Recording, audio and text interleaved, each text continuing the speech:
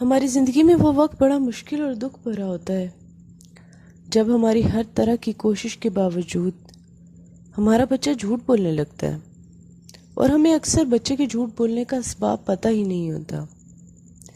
کسی بھی چیز کا علاج کرنے کے لیے اس کا اسباب جاننا ضروری ہے، تب ہی جا کر وہ چیز ختم ہو سکتی ہے۔ اسباب میں پہلا سبب بچوں پر بے جا سختی ہے۔ ہر گھر کے اندر بڑے بزرگ بے جا سختی، ڈانٹ ڈپٹ بچوں کو ایسا بنا دیتی ہے کہ وہ بات بات پہ جھوٹ بولنا شروع کر دیتے ہیں۔ اکثر بڑوں کا ہر بات پر پوچھنا، یہ کیوں کر رہے ہو، ٹوکنا، یہ سب چیزیں بچے کو مجبور کر دیتی ہیں کہ وہ جھوٹ بولے۔ اس طرح جب بچے کو غصہ آتا ہے تب بھی وہ جھوٹ بولتا ہے۔ والدین یا گھر کے بڑے بچے کو جھوٹا کہہ کہہ کر اس کو اس کا عادی بنا دیتے ہیں، اور اس کو سچ اور جھوٹ میں فرق ہی محسوس نہیں ہوتا۔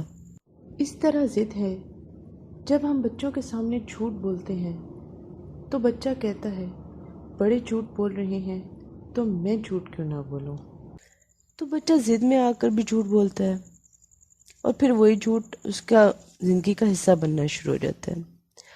اس طرح اکثر ایسا ہوتا ہے کہ ہم کہیں سفر پر جا رہے ہوتے ہیں تو تب ہمیں پتہ ہی نہیں ہوتا کہ ہم جو ہے بچوں کے سامنے کیا بول رہے ہیں۔ کسی کا فون آتا ہے تو ہم اس کو کہہ دیتے ہیں جی ہم اس جگہ پر موجود ہیں، لیکن ہم اس جگہ پر وہاں موجود ہوتے ہی نہیں ہیں، اور بچے کے سامنے ہم یہ جھوٹ بول رہے ہوتے ہیں۔ یہ سب چیزیں بچے کے مائنڈ میں ریکارڈ ہو رہی ہوتی ہیں۔ یہ سب چیزیں بچوں کی تربیت پر اثر انداز ہو جاتی ہیں۔ انہی باتوں سے بچہ سبق سیکھتا ہے اور جھوٹ بولنا شروع کر دیتا ہے۔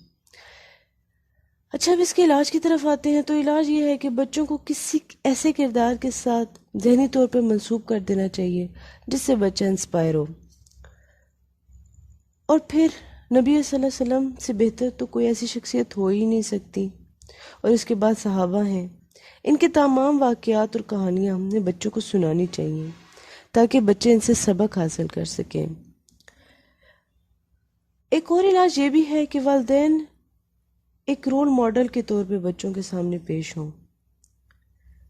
ایسا کریں کہ اگر آپ خود سچ بولیں تو بچہ بھی ہر سو سچ بولے گا۔ تو جو خود آپ نے سچ کی بنیاد پر کامیابیاں حاصل کی ہیں وہ بچوں کے سامنے رکھیں تاکہ بچہ بھی ان سے سیکھے۔ ایک علاج یہ بھی ہے کہ جو بچے سچ بولتے ہیں آپ ان کو اپریشیٹ کریں، ان کی حوصلہ افزائی کریں، اس سے بچے کو بہت انکریج ملتی ہے۔ یہ سب چیزیں ایسی ہیں جو بچے کے ذہن پہ اچھا اثر ڈالتی ہیں اور بچوں کو جھوٹ بولنے سے بھی روکتی ہیں۔ تو میں امید کرتی ہوں کہ ہم بچپن سے ہی بچوں کو ایسی راہ کی طرف لائیں گے، ایسی اچھی تربیت کریں گے کہ بچے ان سب چیزوں سے دور رہ سکیں۔ ہم اچھی تربیت کریں گے تو یہی بچے بڑے ہو کر ایک اچھا انسان بن سکیں گے اور لوگوں کے لیے بامثال بن سکیں گے۔